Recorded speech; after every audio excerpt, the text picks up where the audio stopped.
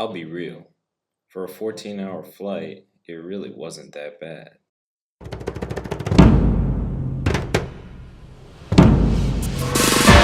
In January 2024, I had the wonderful opportunity to participate in the Business, Culture, and Economics in East Asia Study Abroad program. This program leads students through an extensive itinerary through Seoul, South Korea, Osaka, Kyoto, and Tokyo, Japan. I'll skip over the flight because it's not too important, but I must say the food was quite good. Best meal I've had on a plane by far. Promptly after landing, we all boarded a bus and headed from Incheon International Airport straight to Gyeongbokgung Palace in the heart of Seoul. Okay, so half the group is already getting lost. Tourists, am I right? Now we're in a big courtyard. It's kind of huge. Okay, so now we're in the side, the first bit of the palace here. And our tour guide was saying that this middle road here was only for the king, and everybody else went on the sides of the road. And this is another one of the gates, saying every gate is has a certain purpose or meaning. I think he said this one is prosperity. This is a side view of the pit here. Everybody's trying to get a peek of the dragon up here. Gyeongbokgung Palace was built in 1395 by King Taejo in the Joseon dynasty. Gyeongbokgung is the largest of the 5 royal palaces and served as the home of the royal family as well as the seat of the government. Now, however, it is a popular tourist attraction and cultural center. The current seat of the government is where we went next, the Blue House. But this is where the president used to live. He doesn't live here anymore. He lives at I think the guy said a military-like office of some sort. But now people can this whole road used to be restricted, but now people can just ball. It's not restricted anymore. I guess they have tours that can go in. And I'll give y'all a better view. There it is. I think that's one of the main buildings. This is a really fresh gate. I wish I had a gate like this. Cheonggwa-dae, or the Blue House, previously served as the executive office of the South Korean president. However, since the inauguration of President Yoon Suk-yeol in 2022, the Blue House was converted to a public park. The Blue House complex is comprised of multiple buildings, including the main office hall, the presidential residence, state reception house, press hall, and secretariat buildings. Gyeongbokgung and the Blue House were the highlights of day 1, but for the rest of this video, I'll be giving you all highlights based on location rather than each day to save on time. Which leads me to skip days 2 and 3, bringing us right to our visit to the DMZ. But don't worry, I'll be sure to mention our other activities before we make our way to Japan.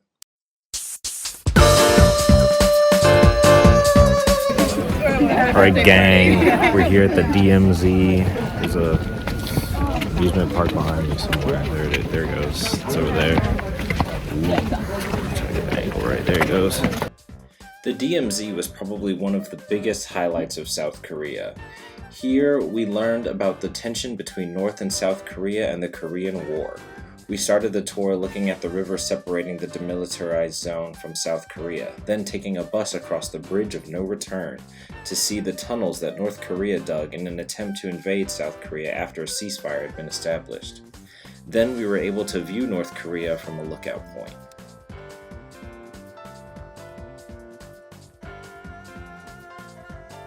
Just a quick disclaimer, some areas of both South Korea and Japan don't allow photos or videos of certain things and places.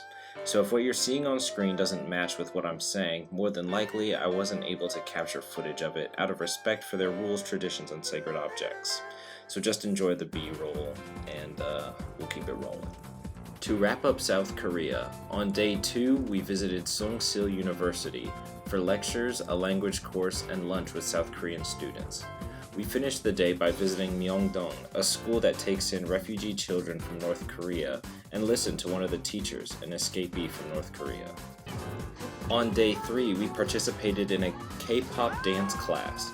visiting Hyungdae, a popular club and shopping area for young people, and finished it off with a cooking class in a traditional South Korean market. Look at that. Beautiful. Oh, looks so yummy. Can't wait to dig in. On day 5, we revisited Sungsil for more lectures and lunch with students. In a conversation with one of them, I was recommended to go to an aquarium in Gangnam, which I ended up taking a solo trip to. More on that later. We also visited the Hungryul Museum to finish the day. Finally, on day 6, we started with a tour of the Hyundai Motor Studio in Goyang. Then we were left to our own devices for our last day in South Korea. I ended up watching a movie as part of one of my goals, went ice skating, and spent some time playing League of Legends at Lol Park, Riot's very own PC cafe. South Korea was a fantastic introduction to East Asian society and is a place I definitely want to visit again. But now it's time to catch a flight to fulfill my destiny. My destiny has finally been fulfilled. I've made it to the land of the rising sun. Finally. Alright guys, we're in Osaka right now. The Shinsekai, the new world. It's kind of like a big yeah, I'm vlogging. It's like a big amusement park kind of deal. There's a big tower behind us. Look at this. Big tower. That's the fishing restaurant. You fish and chef Yeah. Day 1 of Osaka was spent in the Shinsekai area, a newly constructed entertainment and shopping area. Day 2 was packed with a visit to Koreatown, a lecture on Koreans living in Japan, followed by a train ride to Osaka Castle, then wrapped up with seeing the Running Man Glico billboard in Dotonbori.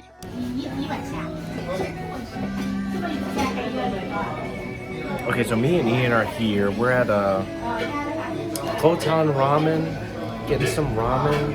We got the dumplings too. How is it, Ian? How is it, Ian? Tell me how it is. Umai. Umai. Umai. Very good stuff.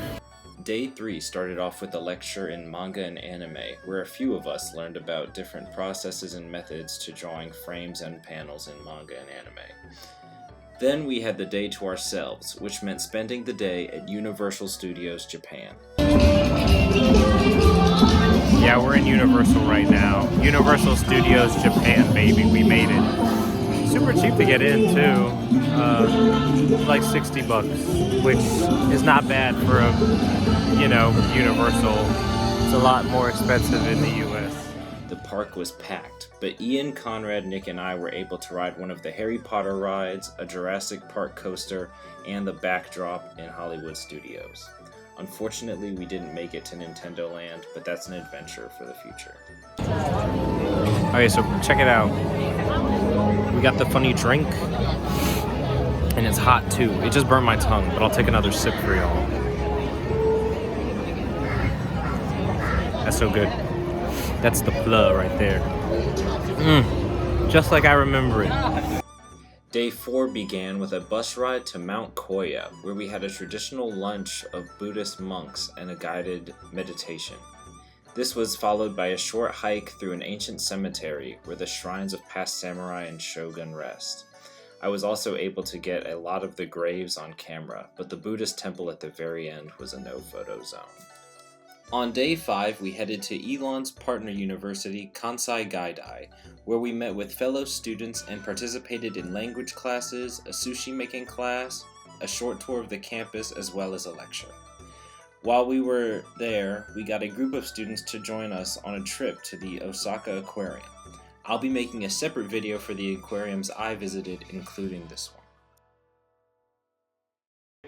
On day 6, we took a bullet train to Hiroshima to visit the Hiroshima Peace Memorial Museum and listen to Teruko Yahata, a survivor of the atomic bomb, speak with us about her experience. The day was emotionally heavy as we were met with the striking reality of the effects of the atomic bomb and the devastation the U.S. military caused to the city. The Teruko talked with us about what happened when the bomb detonated over the city and the horror that followed. Visiting Hiroshima is an experience I will forever be grateful for having, and reinforced how privileged and lucky I was to be participating in this program.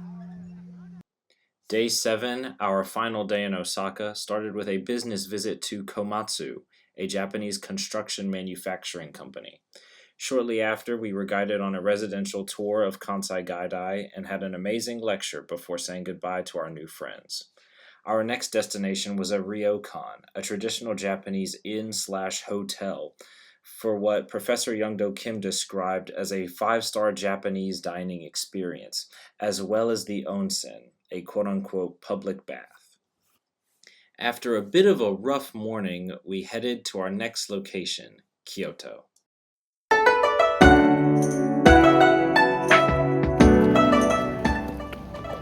We're here at Sanju Sangendong Temple. Sanju Sangen is 33. It's a very important number for Buddhism in Japan. And this is the temple is named 33 because the number is very important. You can't take any pictures inside or else my entire camera roll will be erased. So you won't get any pictures of the inside, but I'll take a video when we come back out. Our first stop in Kyoto was the Sanju Sangendo Temple, which houses 1,001 statues of the 1,000-armed deity Kannon. Next, we visited the 1,250-year-old Kiyu-Mizudera Temple, where there was a gorgeous view of the city. Before heading to the hotel, we viewed a traditional Japanese theater performance. Kyoto Day 2 started off with a visit to Nara to see the goats, as well as the Todaiji Temple, housing a Buddha so big you could fit 11 people on its hand. The rest of the day was left to us to visit a cultural site of our choosing.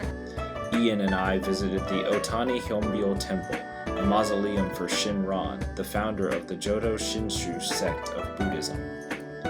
Our final day in Kyoto started with a visit to the Fushimi Inari Taisha Senbon Tori, a shrine filled with thousands of torii gates.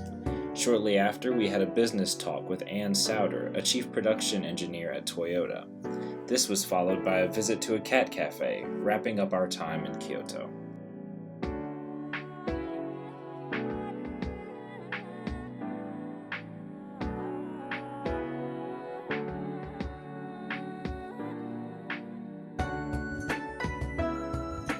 We took our last bullet train to our final destination in Tokyo. There wasn't anything planned in the itinerary, so while Ian rested his leg, Conrad and I did some scouting. I found a cologne I was looking for that had sold out in a store in Kyoto. I didn't really know what to do other than walk around the city a bit, so we called it an early night. Day 2 started with a visit to the Tokyo National Museum, followed promptly by a train ride to Asakusa, where we were able to shop, have lunch, and see the temple. After that, it was time for tea. We were given a demonstration of a traditional tea ceremony and had the opportunity to make our own cup of tea and partake in some dessert. For dinner, Ian, Conrad, Nick, and I took a train to Shinjuku for some good old JJK KFC. On day 3, we started with a walk through Meiji Jingu, a park with a temple at its center. Straight from there, we spent some time in Harajuku for lunch and of course more shopping. Then it was time to head over to the sumo wrestling tournament. While a little cramped, it was very interesting to watch. Ian and I left a little early, but that gave me enough time to catch a showing of Godzilla -1.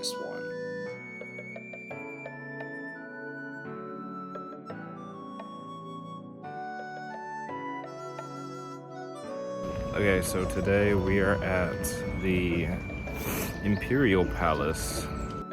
On day 4, we visited the Imperial Palace. Not much to see there other than the gigantic front yard and the garden. The group had planned to go to Team Lab, but Ian, Nick, and I decided to go to the Toei Animation Museum instead. But not before having lunch at a mall housing the biggest gacha collection in the world. Alright gamers, today we're at the biggest gacha bit in the world. There's a lot, they're everywhere. Oh, that's kind of real. I didn't love. I want to pull it too. I didn't find the change machine. The Infinity. Oh, it's back this way. Where? This way. And it just goes on forever. Like all this. There's a lot of One Piece stuff up here. It's just a lot. It just goes on and on. And that back there, that's a mirror. But you go around the mirror and there's more stuff. So it truly is endless.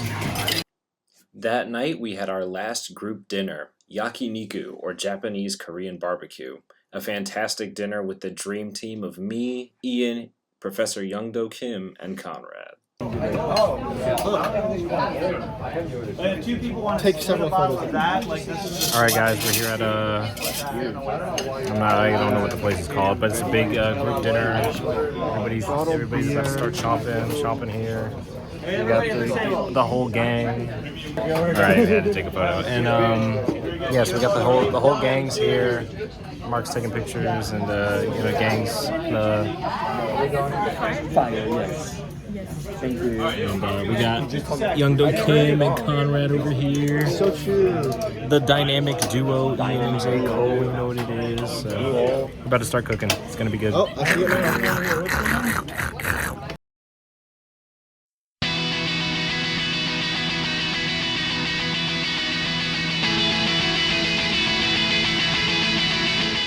The fifth day in Tokyo we had all to ourselves, but that didn't mean laying in bed all day. I had a great start getting a workout at the One Piece themed gym. The plan Ian and I had was to hit up the Maxell Aqua Park in Shinagawa, then run it back on Asakusa since Ian missed his first opportunity to check it out. We finished out the day at a local PC bang. Can't leave without a little bit of League. And that about wraps up the program. Thank you so much for watching. I had an amazing time and an unforgettable experience. Thank you to Dr. Kurt and Dr. Kim for tolerating our group. I hope you enjoyed yourselves as much as we did. And it was great to have Miss Danielle accompany us on our adventure. Close!